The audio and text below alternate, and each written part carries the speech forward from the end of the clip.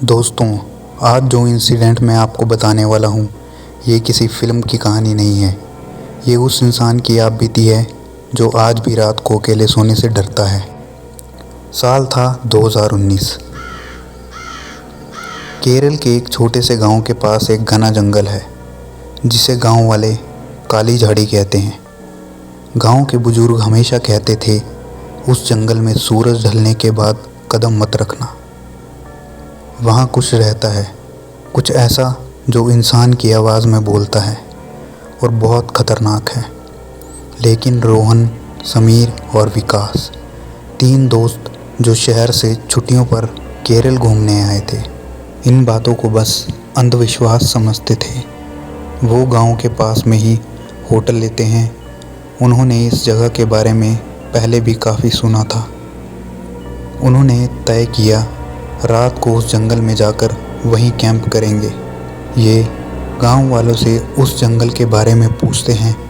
गांव वाले उन्हें जंगल के बारे में बताते हैं और मना करते हैं कि उस जंगल में कभी मत जाना। वहीं एक बुजुर्ग औरत भी थी। बुजुर्ग औरत ने रोहन का हाथ पकड़कर कहा, बेटा, वो जंगल किसी को नहीं छोड़ता। जो एक बार उसकी आवाज़ सुन ले, वो वापस नहीं आता। उन्होंने उस औरत से कहा कि हम बस बाहर से जंगल देखने जा रहे हैं, हम अंदर नहीं जाएंगे। पर बुजुर्ग औरत उनके बैग देखकर समझ चुकी थी कि ये अंदर जाने वाले हैं। शाम के तकरीबन 5:15 हो रहे थे। जाते जाते उस बुजुर्ग औरत ने रोहन की मुट्ठी में एक छोटी पोटली रख दी, बिना कुछ कहे। रोहन ने भी जेब में डाल ली, बिना कुछ सोचे, और तीनों जंगल के अंदर चले जाते हैं। उस जंगल के पेड़ काफ़ी डरावने लग रहे थे। काफ़ी घना जंगल था और तीनों धीरे धीरे आगे चलते जाते हैं। रात के करीब 8 बज रहे थे। पेड़ों की टहनियाँ इतनी उलझी हुई थी कि ऊपर आसमान भी नहीं दिख रहा था। टॉर्च की रोशनी में हर पेड़ की परछाई किसी इंसान जैसी लग रही थी। जंगल काफ़ी ज़्यादा डरावना लग रहा था। तीनों बीच जैसे में एक छोटी सीधी सी जगह पर पहुंचते हैं, जहां पर वो रुकने का प्लान बनाते हैं और आसपास से लकड़ियाँ इकट्ठी करके आग जलाते हैं। अपना टेंट लगाकर वहीं पर खाने के लिए मैगी बनाते हैं। हंसी मजाक करते हैं, सब नॉर्मल था। विकास उन्हें कहता है कि गांव वाले भी कितने बेवकूफ़ हैं और अंधविश्वासी हैं। कौन सा भूत दिख रहा है तुम्हें इस जंगल में? यहाँ तो हम तीनों ही भूत हैं। तुम्हें दिख रहा है कहीं भूत हमारे अलावा? तीनों ज़ोर ज़ोर से हंसने लगते हैं। लेकिन रोहन ने एक चीज़ नोटिस की थी, जो उसके मन में घूम रही थी, जो उसने उस वक्त किसी को नहीं बताई। जब वो जंगल में घुसे थे तो रास्ते में एक पेड़ पर उसे कुछ दिखा था। पेड़ पर नाखूनों के गहरे निशान थे, जैसे किसी ने काफ़ी बार उन पर नाखून मारे हो। उसने सोचा कोई जानवर हो सकता है और आगे बढ़ गया। पर वो ये बात उन्हें नहीं बताता है। वे लोग थोड़ी देर बातें करते हैं, गाने गाते हैं और 11 बजे वो अपने टेंट में चले जाते हैं। रात के 11:30 हो रहे थे। समीर को नींद आ गई।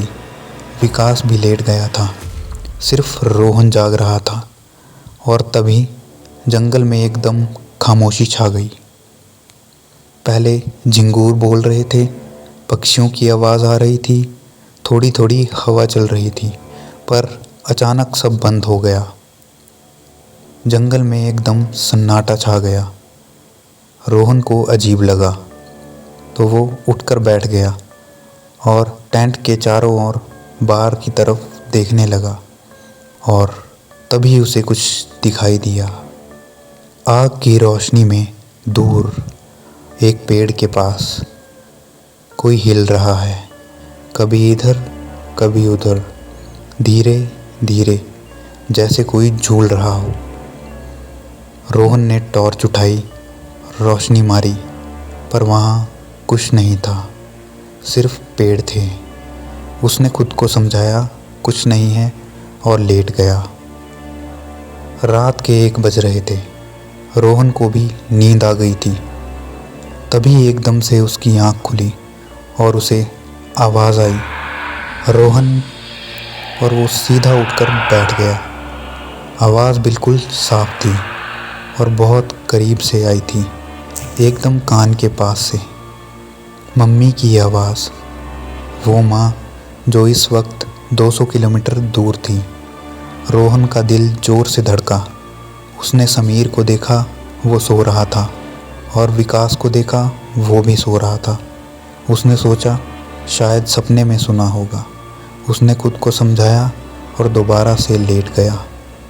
रोहन बेटा, इधर आ। इस बार आवाज़ जंगल की तरफ से आई थी, और ये वाली बात रोहन ने मुझे बताई सबसे ज़्यादा डरावनी थी, क्योंकि उस आवाज़ में वही थकान थी जो रात को देर तक जागने के बाद माँ की आवाज़ में आती है। वही अपनापन, सेम उसके मम्मी के जैसी आवाज़। रोहन के पैर खुद ब खुद उठ गए और वो उस तरफ चल पड़ा जहाँ से उसे आवाज़ सुनाई दे रही थी। आग से दूर अंधेरे में 10 कदम, 20 कदम, 50 कदम। अचानक उसका पैर नीचे पड़े हुए एक पत्थर से टकराता है और उसे झटका लगता है। वो टॉर्च जलाता है। आगे जैसे ही देखता है, वहाँ पर नीचे एक पुरानी कब्र बनी हुई थी, टूटी हुई, बेनाम। उसने सोचा इतने घने जंगल में ये कब्र कैसे, और सिर्फ अकेली कब्र, ना आसपास कोई और कब्र है। वो थोड़ा झुकता है और टॉर्च की रोशनी से कब्र को देखने लगता है। कब्र पर लाल कलर से कुछ लिखा हुआ था, मुझे तुम्हारा ही इंतज़ार था रोहन। टॉर्च रोहन के हाथ से गिर गई और वो एकदम वहीं सुन्न पड़ गया। और ठीक उसी पल रोहन के कंधे पर किसी का हाथ आता है। रोहन जोर से चिल्लाता है। पलट कर देखा, समीर था। समीर कहता है, क्या हुआ भाई, चिल्ला क्यों रहा है? अंदर विकास सो रहा है, और तू इतनी रात को इस जंगल में क्या कर रहा है और कहाँ जा रहा था? कब से देख रहा हूँ, तू आंखें खोलकर चला ही जा रहा है। मैंने 3 बार आवाज़ दी, तूने सुना नहीं। रोहन की समझ में आया, वो सोया हुआ नहीं था, वो होश में था और जगा हुआ था। फिर भी खींचता चला आया था, जैसे उसका खुद पर कोई बस ही नहीं था। ना ही उसे समीर की आवाज़ सुनाई दी, और वो कब्र से बस 2 कदम दूर था। उसने समीर को टॉर्च से इशारा किया कब्र की तरफ। जब समीर ने उस कब्र को देखा और पढ़ा, तो उसे उस पर अपना नाम दिख रहा था। उसे दिख रहा था, मुझे तुम्हारा ही इंतज़ार था समीर। वो रोहन को कहता है, ये तूने किया है ना मुझे डराने के लिए। रोहन ने उससे कहा, मैं क्यों अपना नाम इस पर लिखूँगा। समीर कहता है कि उस पर तेरा नाम नहीं, मेरा नाम लिखा है। रोहन कहता है, नहीं, उस पर मेरा नाम लिखा हुआ है, और मुझे डर लग रहा है और कुछ समझ में नहीं आ रहा है कि ये चल क्या रहा है। दोनों भागकर विकास को जगाते हैं और उसे कब्र के पास ले जाते हैं और कहते हैं, तुझे इस पर किसका नाम दिखाई दे रहा है? विकास कहता है, तुम दोनों ये क्या मजाक कर रहे हो? इस कब्र पे तुमने मेरा नाम क्यों लिखा है? रोहन और समीर दोनों एक दूसरे की तरफ देखते हैं। विकास कहता है, एक दूसरे को क्या देख रहे हो? बताओ क्या कर रहे हो तुम ये मुझे डराने के लिए कर रहे हो ना? वो दोनों विकास को वहाँ से लेकर आग के पास बैठ जाते हैं। विकास को रोहन सब कुछ बताता है, जो भी उसने देखा और सुना। समीर भी उसे बताता है कि उसे उस कब्र पर खुद का नाम दिखाई दे रहा है। विकास कहता है, ये कैसे हो सकता है? तीनों अब डरने लगते हैं। समीर कहता है, हमें यहाँ से निकल जाना चाहिए। विकास कहता है, इतनी रात को इस घने जंगल में अगर हम और ज़्यादा अंदर निकल गए तो भटक जाएंगे। यहीं आग के पास बैठे रहते हैं, सुबह होते ही निकल जाएंगे। तीनों चुप होकर आग के पास ही बैठे रहे। रात के 2:35 हो रहे थे। तभी विकास ने बहुत धीरे से, बिना हिले डुले, बस होंठों से कहा, वो देखो, लेफ्ट साइड। एकदम से मत घूमना, धीरे से देखना। रोहन और समीर ने बहुत धीरे से नज़र घुमाई। आग से करीब 30 फुट दूर एक पेड़ के पास कोई खड़ा था, काला, लंबा, एकदम स्थिर। उसका चेहरा नहीं था। जहाँ चेहरा होना चाहिए वहाँ बस गहरा, ठोस अंधेरा था। लेकिन सबसे डरावनी बात ये थी कि उसके हाथ नीचे की तरफ लटक रहे थे। वो कुछ धुएं जैसा लग रहा था और बिल्कुल ब्लैक, और उसकी उंगलियां धीरे धीरे हिल रही थी, जैसे वो किसी को बुला रहा हो। समीर ने टॉर्च उठाई। रोहन ने कहा, मत करो, लेकिन समीर ने टॉर्च जला दी। रोशनी पड़ी और एक पल के लिए तीनों की सांसें रुक गई। वो जो भी साया था वो अब 30 फुट दूर नहीं, वो 20 फुट दूर था। बिना कोई आवाज़ किए, बिना कोई आहट किए, इतनी तेज़ी से वो करीब आ गया।